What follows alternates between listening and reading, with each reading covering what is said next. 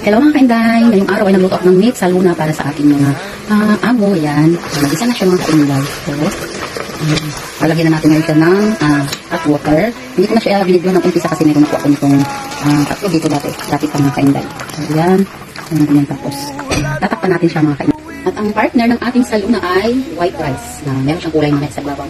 Meron siyang buong paminta at mga kainday. Palagyan natin siya ng saffron. Spray ang aking gagamitin mga kainday kasi wala yung buo. Ganyan lang.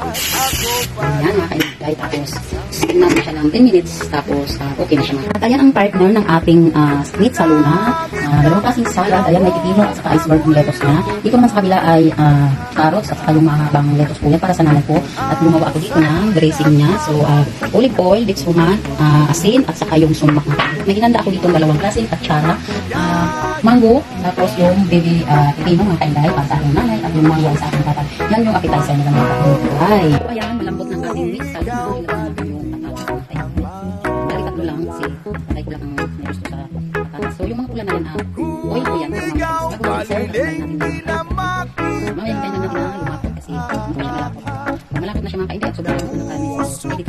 At ito na nga mga kainday, ang ating nilutong meat sa Luna. Oh, yan, ang aking kanin, ng kulay. At ang kay Inday Princess ay chapati. Ayaw niyang kumain ng kanin, kaya chapati daw siya. Tapos, ang akin naman ay manok dahil hindi kumakain ng karne. At meron tayo ditong salad, merong ditson. At syempre, meron tayong panghimagas dito na binigay ng aking nanay, orange, saka merong saging, o diba mga kainday. At syempre, hindi maalis yung panulak. Ayan, yung napapulat, saka yung uling na malamig. Ayan mga kainday, kain na tayo! Kain na tayo mga kainday! Kain! Kain! Chapati!